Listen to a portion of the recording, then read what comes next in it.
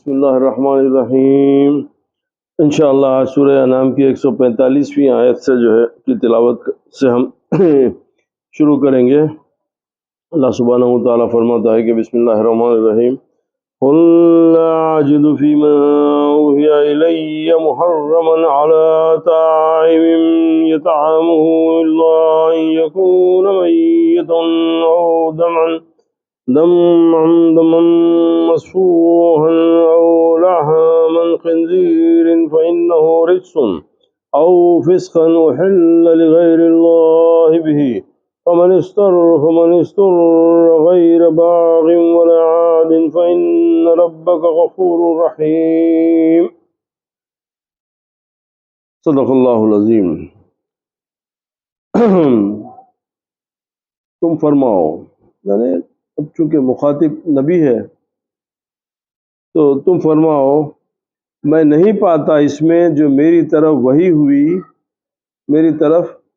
ہوئی کسی کھانے والے پر کوئی کھانا حرام مگر یہ کہ مردار ہو یا رگوں کا بہتا خون یا بد جانور کا گوشت، ذکر آیا نا خنزیر کا گوشت، وہ نجاست ہے، یا وہ بے حکمی کا جانور جس کے ذبح میں غیر اللہ کا نام ذبح کے وقت پکارا گیا تو جو ناچار ہوا، نہ یوں کہ آپ خواہش کرے اور نہ یوں کہ ضرورت سے بڑھے، تو بے شک اللہ سبحانہ و تعالیٰ بخشنے والا مہربان ہے۔ تو اب اس کی تفسیر میں صاحب جلالین فرماتے ہیں کہ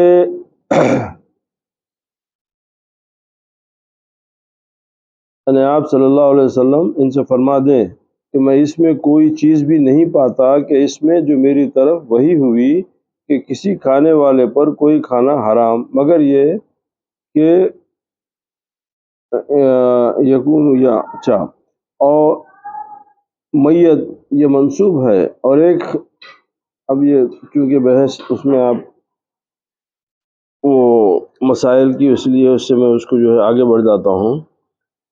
اللہ سبحانہ عز و جل آپ صلی اللہ علیہ وسلم کو حکم دیتا ہے کہ آپ ان کافروں سے جو اللہ کے حلال کو اپنی طرف سے حرام کرتے ہیں فرما دیں کہ جو وحی الہی میرے پاس آئی ہے اس میں تو حرام صرف ان چیزوں کو کیا گیا ہے جو میں تمہیں سناتا ہوں،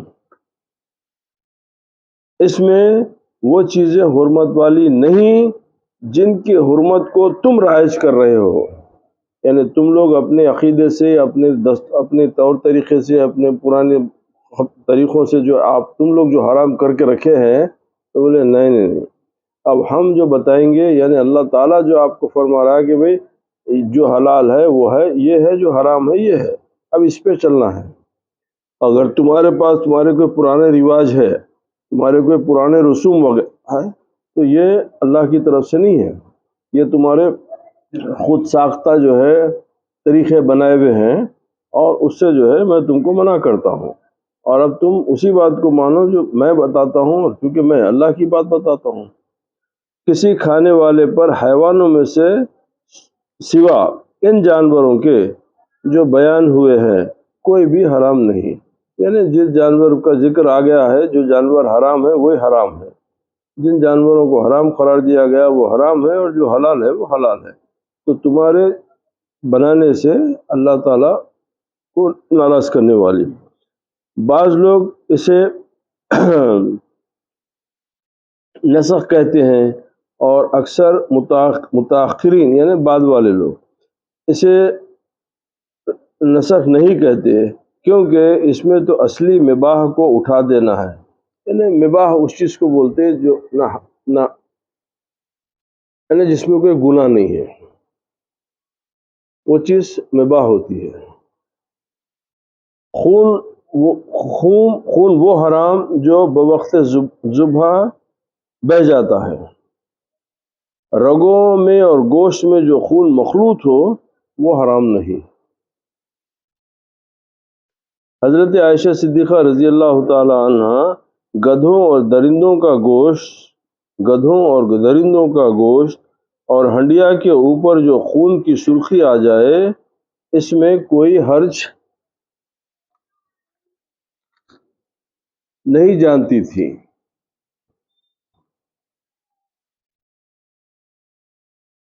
عمرو بن دینار نے حضرت جابر بن عبداللہ سے سوال کیا کہ لوگ کہتے ہیں کہ رسول اللہ صلی اللہ علیہ وسلم نے جنگ خیبر کے موقع پر پالتو گدھوں کا کھانا حرام کر دیا ہے؟ آپ نے فرمایا ہاں۔ حکم بن عمر نے تو رسول کریم صلی اللہ علیہ وسلم سے یہی روایت کرتے ہیں، لیکن حضرت ابن عباس اس کا انکار کرتے ہیں۔ ابن عباس کا فرمان ہے کہ اہل جاہلیت یعنی جہالت کے دور میں، اہل جاہلیت یعنی اسلام سے پہلے کا جو دور ہے اس کو اہل جاہلیت بولتے ہیں، تو جاہل لوگ، اہل جاہلیت بعض چیزیں کھاتے تھے، بعض کو بوجہ طبعی یعنی اپنی طبیعت میں منافع نہیں سمجھ کے اپنی مرضی سے کراہیت کے چھوڑ دیتے تھے۔ اللہ نے اپنے نبی کو بھیجا، اپنی کتاب اتاری، حلال حرام کی تفصیل کر دیے، پس جسے حلال کر دیا وہ حلال ہے اور جسے حرام کر دیا وہ حرام ہے، اور جس سے خاموش رہے وہ معاف ہے، وہ مباح ہے۔ جس کا ذکر نہیں ہے، تو اب جو حلال، مثال کے طور پہ کہ گھوڑا کھانے کا ذکر نہیں ہے کہیں، مگر وقت ضرورت کھا لے سکتے، تو اسی طریقے سے گدھے کا ذکر آیا وہاں پہ، کیونکہ اللہ تعالیٰ جن جانوروں کے نہیں کھانے کا ذکر ہے وہ اس کا ذکر کر دیا، اور جو کھانے کا ہے ان کا بھی ذکر کرا، اور ان دونوں کے درمیان بہت سارے جانور ہیں تو ان کا ذکر نہیں ہے، تو اس چیز کی طرف اشارہ ہے۔ پھر آپ نے اسی آیت کی تلاوت کی۔ حضرت سودا بنت زمعہ کی بکری مر گئی، جب حضور صلی اللہ علیہ وسلم سے ذکر ہوا تو آپ نے فرمایا تم نے اس کی کھال کیوں نہ اتار لی؟ جواب دیا کہ کیا مردہ بکری کی کھال اتار لینی جائز ہے؟ آپ نے یہی آیت تلاوت فرما کر فرمایا کہ اس کا صرف کھانا حرام ہے، لیکن تم اسے دباغت دے کر نفع حاصل کر سکتے ہو، یعنی اس کا کھانا حرام ہے مگر اس کی چمڑی اتار کے وہ چمڑی کا تم فائدہ اٹھا سکتے، چمڑی سے تو فائدہ اٹھا سکتے تھے نا، وہ کیوں ضائع کرے؟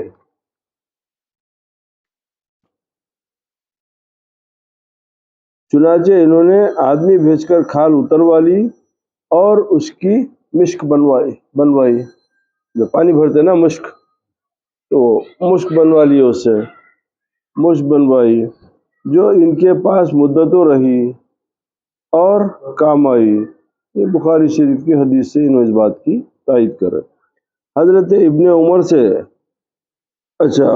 خنفت یعنی خارپش، جسے اردو میں ساہی بھی کہتے ہیں، کہ کھانے کی نسبت سوال ہوا تو آپ نے یہی آیت پڑھی۔ اس پر ایک بزرگ نے فرمایا میں نے حضرت ابو ہریرہ رضی اللہ تعالیٰ عنہ سے سنا ہے کہ ایک مرتبہ اس کا ذکر رسول کریم صلی اللہ علیہ وسلم کے سامنے آیا تھا تو آپ نے فرمایا وہ خبیثوں میں سے ایک خبیث ہے۔ اسے سن کر حضرت ابن عمر نے فرمایا اگر حضور نے یہ فرمایا ہے تو وہ یقیناً ویسے ہی ہے جیسے آپ نے ارشاد فرمایا۔ اس کے بعد فرمایا جو شخص ان حرام چیزوں کو کھانے پر مجبور ہو جائے لیکن وہ باغی اور حد سے تجاوز کرنے والا نہ ہو تو اسے اس کا کھا لینا جائز ہے، اللہ اسے بخش دے گا۔ اسی لیے بولتے کہ فقہی احکام یہ ہے کہ 3 دن کے فاقہ پہ حرام بھی حلال ہو جاتا، تو اگر مجبور ہے آپ تو اس وقت انہیں شوق سے یا اپنی مرضی سے نہیں کھا رہا، اپنی جان بچانے کے لیے، زندہ رہنے کے لیے مجبوراً اگر ایسی چیز کھانا پڑے، بولے اس وقت اس کے لیے جائز ہے، انشاءاللہ اللہ بخش دے گا، اللہ مہربانی فرما دے گا۔ یہ طریقہ یہاں تو مشرکوں کے اس فعل کی تردید یعنی اس کا انکار منظور ہے جو انہوں نے اللہ کے حلال کو حرام کر دیا تھا، یعنی جو اللہ سبحانہ و تعالیٰ جو چیز حلال کیا تھا اس کو حرام کر دیے تھے، تو اب یہ بات بتا دیا گیا کہ یہ چیزیں تم پر حرام ہیں، اس کے علاوہ کوئی چیز حرام نہیں۔ اگر اللہ کی طرف سے وہ بھی حرام ہوتی تو ان کا بھی ذکر آ جاتا، پھر تم اپنی طرف سے حلال کیوں مقرر کرتے ہو؟ اس بنا پر بھی اور چیزوں کی حرمت باقی رہتی، جیسے کہ گھروں کے پالتو گدھوں کی ممانعت، اور درندوں کے گوشت کی، اور جنگل والے پرندوں کی، جیسے کہ علماء کا مشہور مذہب ہے۔ اب اس میں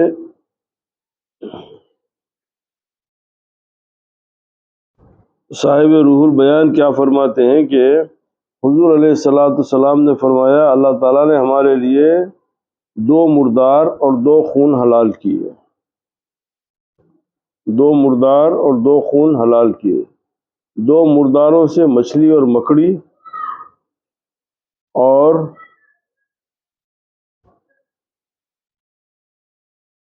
2 خون سے جگر اور طحال مراد ہے، یعنی اس کا کھانا حلال ہو گیا آپ کے لیے۔ وہ خون جو گوشت میں ہے کہ اس کا علیحدہ کرنا ناممکن ہے تو وہ بھی مباح ہے، اس لیے کہ وہ بہتا ہوا خون نہیں ہے۔ اور خنزیر کا گوشت اس لیے کہ وہ رجس یعنی نجاست ہے، یعنی سور کا گوشت نجاست ہے، کیونکہ خنزیر کو نجاست کھانے کی عادت ہے۔ حضرت حدادی رحمۃ اللہ علیہ نے فرمایا کہ جس چیز سے طبیعت کو طبعی نفرت ہو وہی رجس ہے، وہی جو ہے نجاست ہے۔ اور یہ بھی جائز ہے کہ اچھا اب اس کے بعد صوفیہ اس معاملے میں تفسیر کیا کرتے ہیں کہ تعویلات نجمیہ میں ہے کہ آیت میں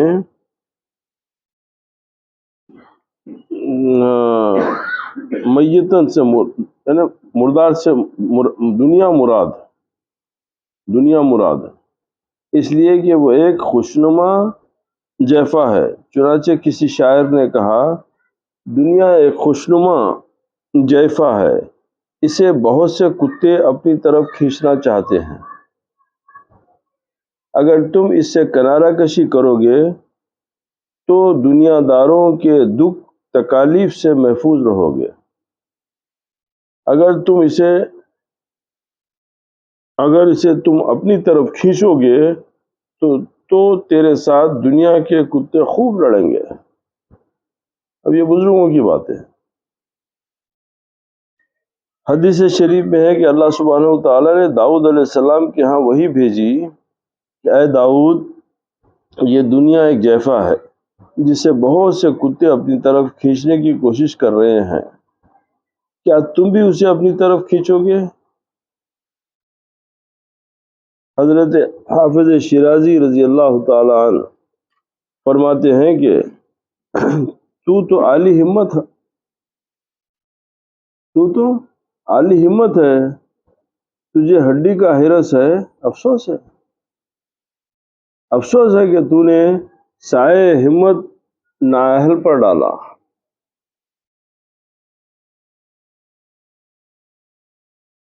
اب اس کے بعد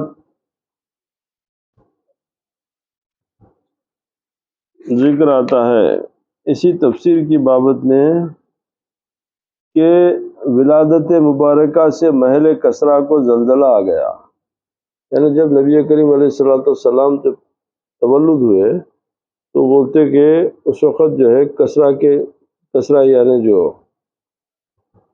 آپ کا ایران کا جو بادشاہ کا جو محل تھا وہ کسریٰ تھا، اور قیصر جو ہے وہ روم کے بادشاہ کا محل تھا، تو بولتے کہ اس کے جو ہے وہ جو محل کو جو ہے انہیں زلزلہ آ گیا آپ کی پیدائش میں۔ مروی ہے کہ جب حضور علیہ الصلوۃ والسلام کی ولادت ہوئی تو کسریٰ کے محل کو زلزلہ آ گیا، یعنی اسے ایسے زلزلہ آیا کہ اس سے حرکت کی آواز سنائی دیتی تھی۔ رچ وہی ہے جو سالک کو حق سے دور رکھے۔ نجاست کیا ہے؟ ظاہر میں آپ کے پاس میرے پاس نجاست یہی ہے کہ بھئی جو بھی غلاظت وغیرہ ہے وہ نجاست ہے، نہیں۔ اولیاء اللہ کے پاس نجاست کیا ہے؟ تو جو چیز تم کو اللہ تعالیٰ سے دور رکھے وہ نجاست، جو چیز تم کو اللہ سے دور رکھے وہ نجاست ان کے پاس۔ عام فقہ میں دنیا میں نجاست یہی ہے کہ وہ یہ جب یہ ہے بول براز یعنی پیشاب پاخانہ وغیرہ جو چیزیں یہی نجاست ہے، نہیں۔ اولیاء اللہ کے پاس نجاست کا مفہوم الگ ہے، وہاں پر یہ ہے کہ ہر وہ چیز جو تیرے کو خدا سے دور کر رہی وہ نجاست۔ اسی جگہ ایک بزرگ فرما حضرت شیخ سعدی فرما رہے ہیں یہ طریقت کے خلاف ہے، یہ طریقت کے خلاف ہے کہ اولیاء خدا تعالیٰ سے غیر خدا کی تمنا کریں۔ کتنی بڑی بات ہے، ارے یہ تمہاری یہ رستے کے خلاف بات ہے کہ تم اللہ سے غیر خدا کی تمنا کرے۔ تم اللہ سے تمنا یہ کریں کہ اللہ میرے کو دنیا اچھی دے، تم اللہ سے تمنا تو اللہ کی دوستی کی کریں گے، اللہ سے تمنا اللہ کی معرفت کی، اللہ کی محبت کی کریں گے، تو بولے یہ کیسا رستہ اپنا لیا آپ لوگ؟ وہ اللہ سے تمنا کر رہے ہیں کہ میرے کو دنیا دو۔ دیکھیے ہر جگہ پہ کیا ہے سمجھنے سمجھانے کا مسئلہ ہے یہ۔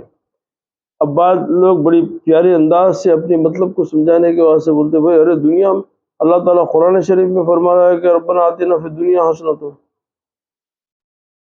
تو دنیا کے اچھی ہونے کے لیے تو اللہ تعالیٰ قرآن سے دعا کروا رہا، آپ کیسا بولتے کہ دنیا نہیں مانگنا؟ تو اب یہاں پر جو اہل علم ہے، جو اہل بصیرت ہے، جو اللہ والے ہیں، وہ لوگ اس کی تشریح کیا کرتے ہیں؟ تو بولے وہاں پر دنیا سے اچھی دنیا دے تو مراد یہ ہے کہ میں دنیا میں بھی تیرے ساتھ تیری یاد کرتا رہوں، تیرے سے غافل نہ ہوں، وہ ہے۔ ایسا نہیں ہے کہ میں دولت لے کے تیرے کو بھول جاؤں، نہیں نہیں نہیں نہیں، یعنی دنیا میں بھی تیری یاد رہے اور پھر آخرت میں تیرا دیدار ہو۔ تو ربنا آتینا فی الدنیا حسنۃ، وہ لوگ ایسی مراد لیتے۔ اب دنیا میں جو ظاہری عالم ہوتا ہے، جو اس کو صرف اور کتابت سے تعلق رہتا، انہیں بڑے آرام سے آپ کو بول دیتا تھا نہیں نہیں نہیں اس کا۔ اب جب ذکر آ گیا تو اس کے اوپر میں آپ کو بارہا آپ لوگوں کے ساتھ عرض کیا یہ بات، اور چونکہ بزرگوں کا قول ہے کہ گاہے گاہے یافتنی دفتر پاری نہ رہا، تو چونکہ اچھی بات کا بار بار ذکر کرتے رہنے سے وہ بات جو ہے ذہن نشین ہو جاتی، یاد ہو جاتی۔ اب ہمارے پاس دنیا کا کانسیپٹ کیا ہے؟ بیوی بچے گھر دار پیسہ لتا، یہ دنیا کا کانسیپٹ ہے۔ مولانا روم اس کی نفی کرتے۔ اب مولانا امام الصوفیہ ہے، جلال الدین رومی ہے، وہ انہیں اس کا یہ خیال کی نفی کرتے ہو، انہوں بولتے یہ دنیا نہیں ہے۔ اور اتنی پیاری تشریح ہے کوئی عقل مند آدمی اس کا انکار نہیں کر سکتا۔ انہوں کیا بولتے ہیں کہ چیز دنیا کیا ہے؟ از خدا غافل بدل، خدا کو بھولنے کا نام دنیا ہے، خدا کو بھولنے کا نام دنیا ہے۔ نئے خماش و نخرو فرزند و زن، کپڑا لتا بیوی بچے سونا چاندی، یہ دنیا نہیں ہے، یہ اللہ کی نعمتیں ہیں، یہ اللہ کی عطا ہے، یہ دنیا نہیں ہے۔ بولے ان میں کھو کے خدا کو بھولنا دنیا ہے، ان کے ساتھ خدا بھی یاد ہے تو یہ نعمت ہے، یہ ہے اور خدا کی یاد ہے، الحمدللہ یہ تو نعمت ہی نعمت ہے۔ اسی لیے قرآن شریف میں ایک آیت کو دو طریقے سے اللہ تعالیٰ سمجھایا۔ ایک جگہ فرمایا کہ المال والبنون فتنۃ الحیات الدنیا، کہ تمہاری دولت اور تمہارے بیوی بچے تمہاری دنیا کا فتنہ ہے۔ کیسا؟ کہ اس کی وجہ سے تم خدا کو بھولے تو وہ فتنہ ہے۔ پھر اسی آیت کی ایک جگہ فرمایا المال والبنون زینت الحیات الدنیا، کہ یہ تمہاری دولت اور تمہارے بیوی بچے تمہاری زندگی کی زینت ہے۔ کیوں؟ کہ جن کی وجہ سے تم خدا سے دور نہیں ہوئے، وہ زینت ہے۔ تو انسان کا پیدائش کا مقصد یہ ہے کہ اپنے رب کو یاد رکھے، اپنے رب سے غافل نہیں ہونا۔ بیوی بچے گھر جو ہے موج کرو، مگر تیری یاد کیسی ہو، تیرے سے غافل نہیں ہونا۔ خوشی میں تیرے کو تیرے سامنے، غم ہے تیرے سامنے، ہر حال میں تیرے ساتھ، تو وہ بندگی اولیاء اللہ کے پاس مقبول بندگی۔ اس کی مثال پیرانے پیر سرکار کے ایک واقعات میں ہے۔ آپ بیٹھے ہوئے تھے، آدمی آ کے بولا کہ حضور آپ کے جو کشتی میں سامان آ رہا تھا وہ کشتی ڈوب گئی۔ الحمدللہ۔ تھوڑی دیر کے بعد میں آ کے بولا کہ حضور وہ اطلاع غلط تھی، وہ جو کشتی ڈوبی وہ کسی دوسروں کی تھی، آپ کی کشتی نہیں ڈوبی۔ الحمدللہ۔ بولے نقصان پہ بھی الحمدللہ، نفع پہ بھی الحمدللہ۔ بولے حضور یہ ماجرا، تو بولے جب تم نقصان کی خبر دیے تو میں دیکھا کہ کیا نقصان کے خوف سے، نقصان کے غم سے میں اللہ سے دور ہوا کیا؟ تو بولے نہیں، اللہ کی یاد میں کوئی فرق نہیں پڑا، تو اس پہ الحمدللہ بولا۔ نفع کی خوشی میں اللہ سے دور ہوا نہیں۔ تو میرا رب سے میرے ربط میں یہ نفع نقصان میرے ربط میں، اللہ تعالیٰ کے ربط میں فرق نہیں لانا۔ اب ہمارے پاس کیا ہے، جیسا غم ہو تو نماز چھوٹ جاتی، روتے پلاتے بیٹھتے، اللہ کی یاد جا کے شکوے شکایتوں پہ پڑ جاتے۔ ہاں نہیں، بندگی یہ ہے کہ بھائی تیرے سوا جانا کدھر ہے میرے کو، تو روتے پلاتے آنے کی بجائے خوشی خوشی جاؤ۔ کئی کو روتے پلاتے جاتے بھائی، مایوس ہو کے کئی کو جاتے، اسی کے پاس جاؤ۔ اور میں بارہا بولتا ہوں یہ بات کو، اگر آپ اللہ تعالیٰ کے تعلق کو سمجھنا ہے، اللہ تعالیٰ کی محبت کو سمجھنا ہے، تو یہ میرا اپنا تجزیہ ہے، بہترین اللہ تعالیٰ کو سمجھنے کا ذریعہ ماں باپ، بہترین طریقہ۔ خوشی میں شاباشی کے لیے ان کے پاس، غلطی ہوئی تو ڈر بھی ان سے، غلطی پہ مار کا ڈر بھی ان سے، اور اچھے اس میں انعام کی لالچ بھی ان سے، یہ تعلق ہوتا۔ تو اب اسی تعلق کو آگے بڑھاؤ آپ۔ اسی لیے فرمایا گیا کہ الایمان بین الخوف والرجاء، ایمان امید اور خوف کے درمیان کی کیفیت کا نام ایمان ہے۔ کیا مطلب؟ امید بھی تیرے سے ہے، اور میرے گناہوں کی پرسش کا خوف بھی تیرے سے ہی ہے، ہر چیز کا تعلق اللہ سے ہو۔ سمجھ گئے؟ اب حضور علیہ الصلوۃ والسلام نے فرمایا کہ تعدد وخشو ہوں، یعنی سعد بن عدنان کی اقتدا کر کے موٹا لباس پہنو۔ اچھا، سعد بن عدنان کی اقتدا کر کے صحابی موٹا لباس پہنو اور ننگے پاؤں رہو، اس لیے کہ اس طرح سے تواضع حاصل، اس طرح سے تواضع حاصل اور تکبر سے نجات ملتی ہے۔ ابھی میں جیسا بتایا اولیاء اللہ کی اقسام میں ایک قسم کیا بولا میں؟ تواضع، یعنی زمین کی طرح تواضع ہونا، اچھا برا گناہ گار پاک ناپاک ہر آدمی اس زمین ہر ایک کے لیے پھیلی ہوئی ہے، ہر ایک کے لیے پھیلی ہوئی ہے، انہیں کسی کو یہ نہیں بول رہی کہ تم میرے پہ نہیں چلنا۔ ایک حافظ قرآن بھی چل رہا اور ایک زانی بھی چل رہا، ایک مسلمان بھی چل رہا ہے، کافر بھی چل رہا، ایک خونخوار درندہ بھی، ہر قسم کا کوئی ایسی چیز ہے جو زمین اس کا انکار کرتی، زمین ہر ایک کے لیے پھیلی ہوئی ہے۔ تو بولتے کہ اللہ تعالیٰ کی دوستی کے لیے طبیعت میں تواضع ہونا، تکبر پسند نہیں اللہ کو۔ اللہ بولا تکبر صرف میرے لیے ہے، متکبر میری ذات ہے، تو صرف میرے کو زیب دیتا، تیرے کو تکبر زیب نہیں دیتا۔ اسی لیے میرے والد فرماتے اچھی بات، بولے بابا خبر میں مرنے کے بعد خبر میں جانے والا بڑا کہاں سے ہوتا؟ جس کو جانا خبر کے اندر ہے وہ بڑا کہاں سے ہوتا؟ اب یہ جو جنون پال لیتے کہ ہم، ارے بھائی یہ دنیا کی یہ چیزوں سے اس سے نہیں ہے۔ اللہ کی دوستی کرنے والا کبھی اپنے آپ کو بڑا نہیں سمجھتا۔ اللہ سے محبت کرنے والے کی طبیعت میں ہمیشہ تواضع ہے، کیونکہ اس کو جو بھی نعمت ملتی سب سے پہلے انہیں اللہ کا شکر ادا کر کے یہ تیرے کرم سے تیرے فضل سے ملی۔ محنت سے 2 روٹی ملتے، کرم سے خزانہ ملتا۔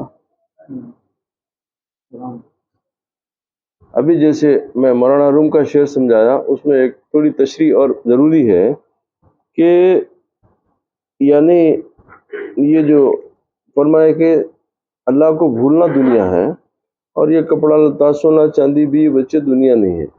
تو اس کی زندہ مثال آپ تمام لوگوں سے کوئی انکار نہیں کر سکتا کہ دیکھیے اس کی مثال ایسی ہے کہ ایک آدمی ہے صبح سے شام تک محنت کرتا، پورے جسم کے کپڑے پسینے سے چور ہو جاتے، اور انہیں بڑی مشکل سے 500,000 روپے نہیں کماتا۔ ایک آدمی ٹیلی فون پہ 1,00,000 10 لاکھ 20 لاکھ 25 لاکھ کی ڈیل کر لیتا۔ تو محنت کہاں ہے؟ کرم ہے نا، فضل ہے کہ ایک آدمی پوری زندگی پڑھے بعد میں اس کو ایک معمولی 500,000 کی نوکری ملتی، اور ایک دوسرے کو گئے تو انہیں 50,000 کی نوکری ملتی۔ ایک آدمی پوری زندگی کوشش کرتا کہ میرا بچہ حافظ قرآن ہو، نیک ہو، پارسا ہو، انہیں ہمارے لوگوں کی صحبت میں چلے آتا۔ ایک گھنٹی پہ ڈالا تو بچہ نیک پارسا ہو کے حافظ قرآن ہو جاتا، عالم فاضل ہو جاتا۔ نہیں، تو یہ بات بول رہے انہوں کہ یہ دنیا نہیں ہے، یہ اللہ تعالیٰ کی کرم ہے، تیرے پہ عطا ہے۔ بس ایک خیال کر کے اس کے ساتھ خدا کو مت بھول، تو یہ تیرے لیے نعمت ہے، یہ تیری دولت، یہ تیرا محل رہنا سہنا، یہ سب نعمت ہے۔ کیوں کہ تو اس کی یاد سے غافل نہیں، ورنہ محنت سے تو آپ دیکھیں نا، آپ کے اپنے جان پہچان کے لوگوں میں کہ ایک سال جو ہے ایک ہاسپٹل ڈاکٹر کالج سے جو ہے 100 ڈاکٹر نکلتے، آپ 4 سال 10 سال کے بعد میں دیکھیں تو بہت سارے ایسے ہیں کہ جو معمولی کلینک لگا لے کے پیشنٹ کا انتظار کر رہے ہیں، اور بہت سارے ایسے ہوتے کہ جو ہے شہر کے ایمیننٹ سرجن ہو جاتے۔ تو کیا ہے، یہ پڑھے سب ایک ہی نا، مگر جس کے اوپر کرم ہوا اس کو نصیب ہوئی، جس کو نہیں ہوا تو انہیں بیچارہ جہاں کمائے رہتا۔ تو یہ چیزیں غیر اللہ تعالیٰ کے پاس یہ چیزوں کی کوئی اہمیت نہیں ہے، اللہ تعالیٰ کے پاس ان چیزوں کی اہمیت نہیں ہے۔ اسی لیے مولا علی فرمائے کہ میں دنیا کو طلاق دے دیا، میں دنیا کو طلاق دے دیا۔ اور آپ کی سیرت پڑھے تو آپ کو پتہ چلتا کہ پوری زندگی کبھی گھر میں 1 دینار نہیں رہے سونے سے پہلے، نہیں یہ میرے گھر میں نہیں آنا، یہ دنیا ہے، میں دنیا کو طلاق دے دیا، یہ دنیا میرے گھر میں داخل نہیں ہونا۔ اور یہ بہت بڑی باتیں ہیں۔ اب ہمارے آپ میں اتنی ہمت کہاں ہے؟ اور کم سے کم یہ کرو جو بھی مل جائے تو سب سے پہلے اللہ کا شکر ادا۔ اب میں اپنا جو طریقہ ہے میں آپ کو بتا دیتا ہوں، آپ کو بھی خوشی ہوں گی۔ نیا کپڑا پہنے نہیں، آپ ان کو بتانے سے پہلے آپ 2 رکعت 2 سجدے کر لو۔ کوئی نعمت ملی، پہلے آپ 2 سجدے کر لو۔ کیوں؟ جو دیا پہلے اس کو بتا دو۔ اب ہم لوگ کیا ہے کہ نہیں، وہ دنیا دار تعریف کو، ارے کیا شاندار سوٹ ہے، کیا شاندار نہیں، ان کی تعریف کی کیا اہمیت ہے بھائی؟ تو جو پہلے جو دیا اس کا تو شکر ادا کر لو نا، اس میں کم سے کم جو ہے آپ کی بندگی کا جو ہے ایک باقی رہتی ہے کہ اللہ تعالیٰ کی بھائی انعام کے اوپر سب سے پہلے میرے پاس آیا۔ اب ہم لوگ کیا کرتے ہیں، دنیا کی طرف چلے جاتے ہیں۔ یعنی ہمارا ذہن کتنا کمزور ہو گیا۔ آپ بتائیے کہ اچھے کپڑے پہن کے کلف کے جو اچھے صاف ستھرے وہ مسجد کو نہیں جاتے، کہیں کو تو استری خراب ہو جاتی۔ یہ معیار ہے آپ کی بندگی کا. اچھی چیز دنیا والوں کو دکھاتے ہیں اور نیند کے کپڑوں سے مسجد کو جاتے ہیں. کیا کر رہے ہیں؟ جو کپڑے آپ دنیا والوں کے ساتھ بتاتے وہ کپڑوں سے نماز میں نہیں جاتے آپ. کہیں کو تو مستری خراب ہو گئی، وہ ہو گئی، تو میٹنگ میں جانے کا مسئلہ ہے، دوست کے پاس جانے کا ہے. تو یہ تو آپ کو اللہ تعالیٰ سے تعلق جوڑ کے رکھے، تو کیا تعلق بنتا آپ کا؟ نہیں، میرے پاس جو بھی اچھی چیز ہے سب سے پہلے میرے رب کو بتاؤں گا میں، تو اس سے کم آپ کے ایک رشتے میں، تعلق میں ایک مضبوطی پیدا ہوتی ہے. پھر ایک جگہ حدیث ہے کہ حضور صلی اللہ علیہ وسلم نے فرمایا دنیا داری سے بچو. مطلب دنیا داری سے یہ مجھے بتا دیا نا، بیوی بچوں کو پالنا یہ دنیا داری نہیں ہے، یہ آپ کے اوپر اللہ کی طرف سے فرض ہے، نہیں کرنا گناہ ہے. دنیا داری سے مراد یہ ہے کہ خدا کو بھول کے دنیا سے محبت کرنا، خدا کے لیے دنیا سے محبت کرنا عبادت. میں آپ کسی کی بیمارداری کر رہے ہیں، کسی یتیم کے سر پہ ہاتھ رکھ رہے ہیں، کسی غریب کی مدد کر رہے ہیں، کسی دوست سے مسکرا کے اس کی غم میں جو ہے آپ اس کو خوش کرنے کے لیے اس سے بات کر رہے ہیں، اس کے ساتھ بیٹھے ہوئے ہیں، اس کے ساتھ، یہ تمام دین ہے. یہ دنیا یہ ہے کہ بھئی جہاں آپ کے نفس کو تسلی ہو کہ میرے کو انہیں اچھا سمجھنا، میرے کو بڑا سمجھنا، میرے کو وہ سمجھنا، پیسے والا سمجھنا، عزت والا سمجھنا، یہ دنیا داری ہے. خدا کے لیے جو بھی کرے وہ دین ہے، خواہ دکھا کے کرو. یہ قرآن کی بات بول رہا ہوں میں آپ سے. یعنی اللہ تعالیٰ فرمایا کہ اگر تو نیکی کرا تو بہتر یہ ہے کہ تو چھپا کے کر، نہیں کر سکتا تو وہ سر و علانیہ، بولے دکھا کے کر کم سے کم دکھا کے کر، کیونکہ تیرے کرنے سے کسی کا فائدہ ہو رہا نا. اب وہ بازرف لوگ ہیں وہ جو چھپا کے کرتے ہیں، تو ہر ایک کے پاس وہ ضرور نہیں ہوتا، تو اللہ تعالیٰ ان کو روکا نہیں، ان کو دکھا کے کرنے کا شوق ہے، کرو مگر کرو. تو اللہ تعالیٰ سے تعلق جو ہے، تب یہ فرمایا کہ اس دنیا داری سے بچو، اس لیے کہ اللہ سبحانہ و تعالیٰ نیک کے نیک بندے دنیا داری کو پسند نہیں کرتے. اب سمجھ میں آ گیا دنیا کیا ہے؟ جو ہے وہ ہے بیوی سے محبت کرنا دنیا نہیں ہے، بچوں کی پرورش کرنا، بچوں سے آپ نہیں، یہ کیونکہ آدمی بیوی سے جبھی اچھا رہتا ہے جب خدا کا خوف رہتا، بچوں پہ جبھی شفقت کرتا ہے جب خدا کا خوف رہتا. کیوں؟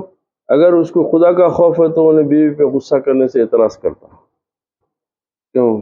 اللہ تعالیٰ ناراض ہو جائے گا، تو لہٰذا اس کی غلطی کو بھی معاف کر دیتا. تو یہ خدا کا خوف ہے.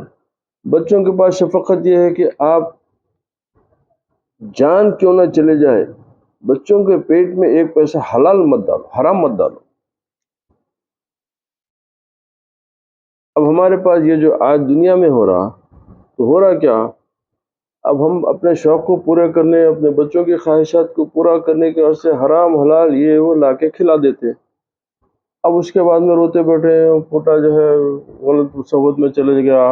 ارے بھائی، بیر کا بیج ڈالے اور دعا کرتے بیٹھے ہوئے آم کی، نہیں ہوتا نا. ہاں؟ ہر زبان میں محاورہ ہے نا کہ جو بوئیں گے وہ کاٹیں گے. تو بزرگوں کے پاس ہے کہ بھئی اپنی اولاد کے پیٹ میں حلال ڈالو، کیونکہ حرام جو ہے وہ آگ ہے، پورے نور کو جلا کے خاک کر دیتی. تو آپ بچوں کے پیٹ میں حلال، انشاءاللہ سبحانہ و تعالیٰ آپ کے بچے نیک اور بہتر نکلیں گے. تو ابھی اس کی پرواہ نہیں کرتے ہم لوگ. اب خواہش ہے کہ بچے کو جو ہے وہ فلاں کے پاس ان کا بچہ ایسے کپڑے پہنا تو لہذا کچھ بھی کرو لا کے دو، ان کے بچے کے پاس وہ گاڑی ہے تو آپ کچھ بھی کرو. کیا کر رہے ہیں؟ یہ 4 دن کی شہرت کے واسطے آپ خدا سے ناراضگی مول لے رہے ہیں. یہ 4 دن کی بھی بس بڑے کرو پیسے، ارب پتیاں کرب، مر گئے تو بغیر جیب کے کپڑوں کے جاتے نا. یہ حقیقت ہے نا ان کی. تو جو جتنا کمائے اس کا وارث کو دوسرا بن جانا نا. اگر ایک چیز کے وارث آپ ہی رہتے، سبحان اللہ، آپ کا عمل، اس کا کوئی وارث نہیں ہوتا، وہ آپ کے ساتھ قبر میں بھی جاتا، حشر میں بھی جاتا. دنیا، دولت وغیرہ یہ سب آپ کی چلی جاتی. آپ جس جہاں سے آپ کی جان نکلی تو آپ محروم ہو گئے اس سے. اب آپ کی اولاد اس کی وارث ہو گئے، اب انہوں اس کی مالک بن جاتے ہیں. مگر آپ کے اعمال کا کوئی مالک نہیں بنتا، آپ ہی مالک رہتے. مرنے کے بعد میں بھی آپ اسی کے مالک رہتے. تو یہ طرف توجہ کرنا. تو اب اس شعر یہاں پہ ایک شعر سے انہوں نے بولے کہ دنیا کے ناز و نعمتوں پر دل نہ لگا، دنیا کی ناز و نعمتوں پر دل نہ لگا، اس لیے کہ اس سے پھر دل اٹھانا مشکل ہے. ایک مرتبہ جب اس میں دل لگ جائیں گا تو پھر تیرا دل کو اٹھانا جو ہے بہت مشکل ہو جائے گا. تو کوشش کرو اس سے دور رہو. جو عطا ہے وہ اللہ کی طرف سے. اب ایک بچہ پیدا ہوتا، کیا عمل کرا، اربوں کی جائیداد اس کے باپ کی طرف سے اس کو مل جاتی. عمل کہاں ہوا؟ مل گئے، نعمت ہے اس کی. ایک محنت سے کماتا، ایک بغیر محنت کے بھی ملتی. تو اللہ تعالیٰ کا نظام ہر ایک کو جس طریقے سے عطا کرنا کا، مگر اصل مقصد یہ ہے کہ آپ کے سے تعلق رہنا. دانا پر لازم ہے، دانا ہے نا سمجھدار، کہ وہ دنیا کی بے رغبتی اختیار کرے، ہے نا، دنیا سے اتنی رغبت مت پیدا کرو. فانی چیز سے محبت کرتے یارو. جو چیز چھوٹنے والی ہے اس سے محبت کرتے نہیں کر سکتے نا. طلاق تین طلاق بول کے جوروں کو بول دیے تو اس کی طرف دیکھ بھی نہیں سکتے نا. تو دنیا جو ہے تمہارے سے چھوٹنے والی چیز ہے، یہ پرماننٹ رہنے والی نہیں ہے نا. آخرت خیر وابقا، ہمیشہ باقی، ہمیشہ کی ہے اس میں. تو وہ اس کی فکر کرو. اب دیکھیے سب سے بڑا ہمارا جو ایمان کا دار و مدار ہے نا، تمام تر دار و مدار ہماری آخرت سے دوری کی وجہ سے. اب یہ آخرت جو ہے ہمارے پاس ایک سوائے ایک فیری ٹیل کے اس کی حیثیت کچھ نہیں رہی. جس دن آپ آخرت کو سمجھ گئے تو آپ کا دین، آپ کی دنیا، ہر چیز بہتر سے بہتر ہو جاتی. مگر ہمارے کو کیا ہے کہ ہم لوگ سن لینا ہے، قال صدق اللہ العظیم صدق رسول النبی الکریم، رکھ دینا قرآن. اس پہ عمل کرنے کے واسطے ہمارے میں ہمت نہیں ہے. بڑا ادب کرتے نا قرآن کا، کیسا جزدان میں لپیٹ کے کتنے پیار سے اس کو اٹھا کے اوپر رکھتے سب کتابوں کو. قرآن اوپر رکھو، عمل میں اوپر کیوں نہیں آتی؟ وہ خالی پڑھنے میں اٹھا کے ادب کرنے میں خالی یہ ہے، عمل میں کیوں نہیں آ رہی؟ وہ بارہا اللہ تعالیٰ قرآن شریف میں فرمایا کہ دیکھو تمہارے لیے آخرت بہتر ہے، تمہارے لیے آخرت بہتر ہے، تمہارے لیے آخرت بہتر ہے، اور یہ ہمیشہ باقی رہنے والی ہے. اب اس کی نعمتیں تمام ذکر کرا. کس کو یقین ہے؟ ہماری نعمتیں جنت و دنیا ہے، ہمارے کو تو دنیا چاہیے. اب سن لو خاموش بیٹھ. تو یہ تمام چیزیں آخرت سے دوری کی وجہ سے. اب سمجھنا چاہتے آخرت کی حقیقت؟ بولوں، سن لو. اگر یہ مثال آپ سمجھ گئے تو نہ آپ کو کوئی تکلیف نہیں ہوتی، آرام سے سمجھ جا سکتے. مگر ہم لوگ کوشش نہیں کرتے سمجھنے کی. اللہ تعالیٰ کے اس قول کو سمجھنے کے لیے کہ اللہ تعالیٰ کو کہ آخرت ایک نہیں، بارہا جگہ قرآن شریف میں اس کا ذکر ہے. وآخرت خیر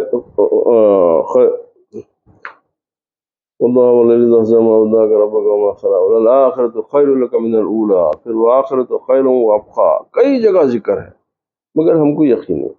اب اس کی کمزوری کیا ہے ہمارے میں؟ کیونکہ ہم اللہ کو نہیں جانتے تو لہٰذا اس کے کلام کو بس سن لے رہے ہیں ڈر کے کہ کہاں دوزخ میں ڈالتا کی بول،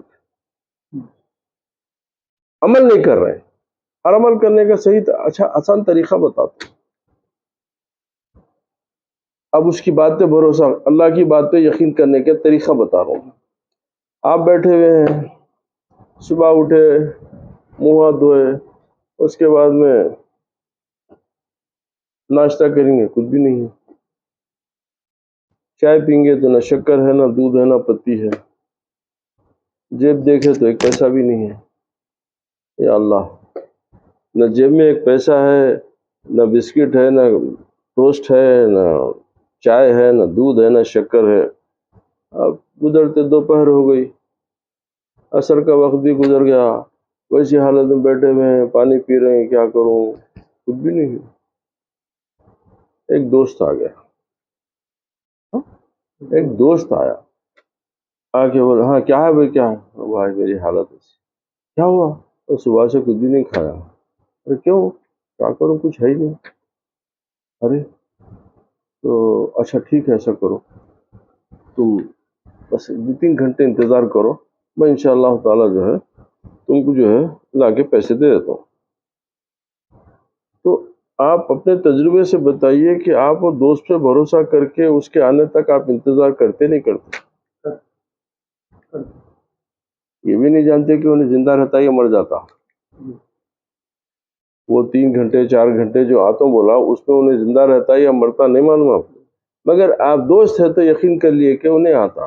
اب خوش ہو کے اور 2 گلاس پانی بڑھ کے پی کے بیٹھے رہتے. اب انہیں آ گیا، پیسے لے کے آیا تو سب لا لوں گا، واللہ بھی لاؤں گا، سب لا کے جو ہے رکھ لوں گا. خدا کے وعدے کو دوست کا وعدہ سمجھ لو نا یار.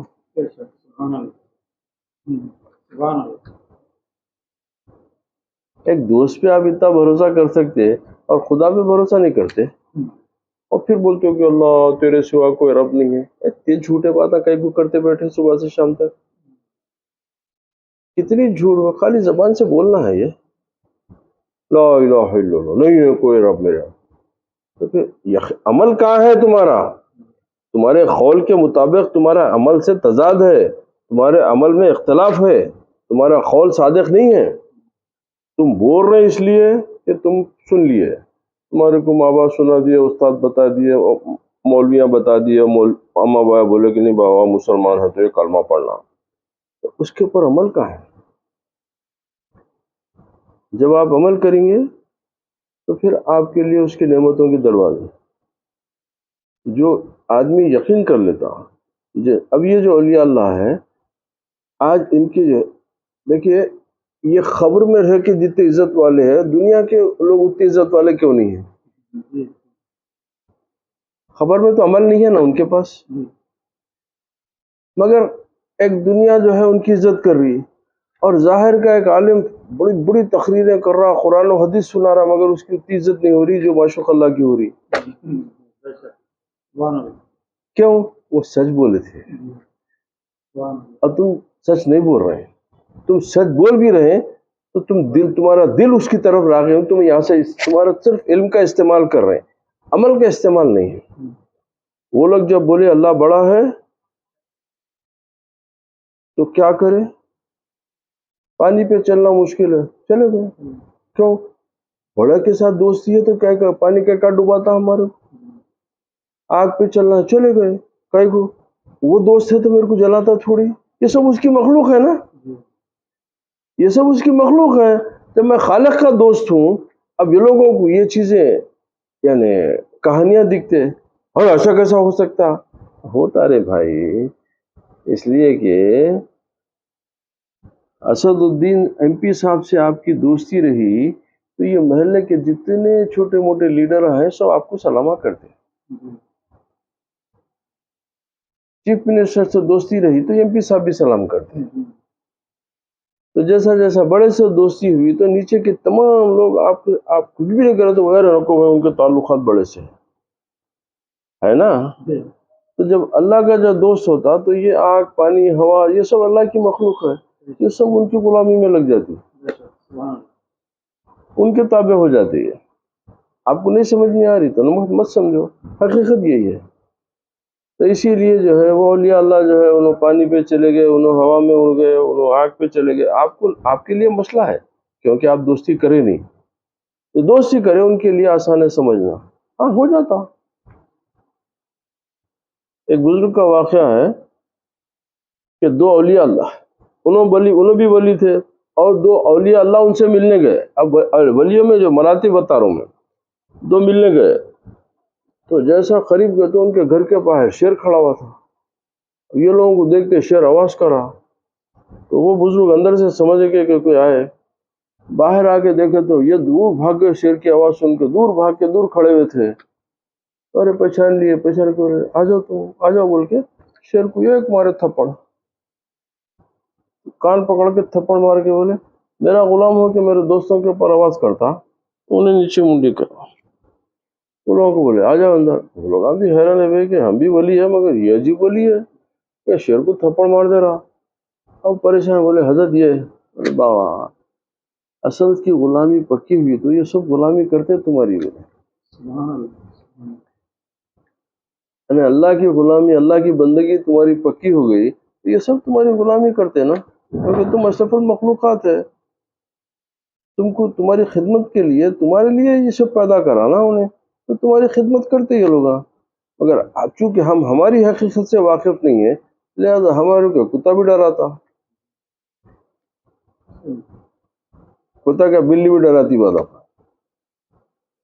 تو اللہ تعالیٰ کی دوستی کو سمجھو، اور انشاءاللہ تعالیٰ پھر آج یہیں پہ ہم آج کا اختتام کریں گے، اور انشاءاللہ تعالیٰ سبحانہ و تعالیٰ، اور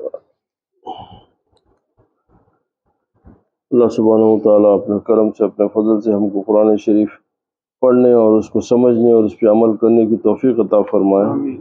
اللہ تعالیٰ ہم کو اپنے نیک بندوں میں شمار کرے، اللہ ہمارے گناہوں کو معاف فرما دے، پروردگار ہماری کوتاہیوں کو نظر انداز کرے انشاءاللہ۔